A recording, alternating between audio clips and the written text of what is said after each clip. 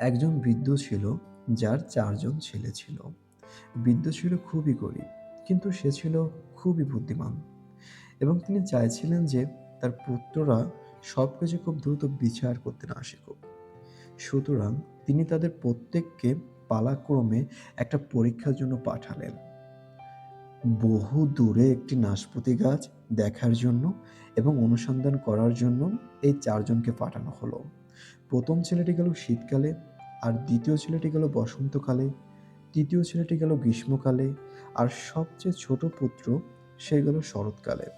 যখন তাদের সবাই গেল এবং ফিরে এলো, তিনি তাদের প্রত্যেককে একসাথে ডাকলেন এবং তারা কি দেখেছে তা বর্ণনা করার জন্য জিজ্ঞেস করলেন।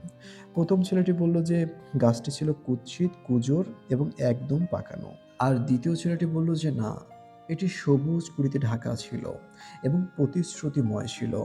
তার মানে হচ্ছে এটি কয়েকদিনের মধ্যে আরো বেশি সুন্দর হতে যাচ্ছিল। ৩য় পুত্র দ্বিমত পোষণ করল।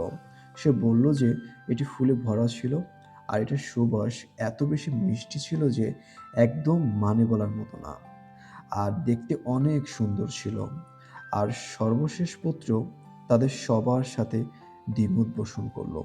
সে বলল যে এটি ছিল পরিপক্ক আর ফলে ভরে অবনত ছিল। তার মানে হচ্ছে পরিপূর্ণতা ভরা ছিল। এবং বৃদ্ধ তখন তার পুত্রদেরকে ব্যাখ্যা করল যে তারা সবাই সঠিক ছিল।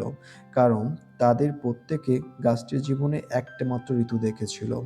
তিনি তাদের প্রত্যেককে বললেন যে তোমরা কোনো গাছ বা ব্যক্তিকে একটা মাত্র ঋতু দিয়ে বিচার করতে পারো না। এবং তাদের পরিচয়ের মর্ম উক্ত জীবন হতে আনন্দ, সুখ ও প্রেম আসে কেবল সকল মাত্র ঋতু শেষ হয়ে যায়। যে আনন্দ, সুখ ও প্রেম আসে তা কেবলমাত্র সর্বশেষ ঋতু পরিমাপ করা যায়, যখন সকল ঋতু শেষ হয়ে যায়। যদি তুমি শীতকালে হাল ছেড়ে দাও, তবে তুমি বসন্তের প্রতিশ্রুতি, গ্রীষ্মের সৌন্দর্য, শরতের পরিপূর্ণতা লক্ষ্য করতে ব্যর্থ হবে। একটিমাত্র কষ্টের ঋতুর দ্বারা সকল ঋতুর আনন্দকে ধ্বংস হতে দিও না। কেবল একটা মাত্র কষ্টের ঋতু জীবনকে বিচার করতে পারে না। যাই হোক, কষ্টকর অংশকে একটা বিশেষ কারণ ছিল। এই বিশেষ কারণটা হচ্ছে আমাদের জীবন। কিন্তু তাই বলে যে জীবনের সবসময় যে শরৎকাল থাকবে, সবসময় যে গ্রীষ্ম থাকবে, সবসময় যে বসন্ত থাকবে, ব্যাপারটা কিন্তু সেরকমও না। জীবনে পরিবর্তন আসবে এবং সে পরিবর্তনকে সুন্দরভাবে অ্যাকসেপ্ট করা হচ্ছে বড় একটা ব্যাপার।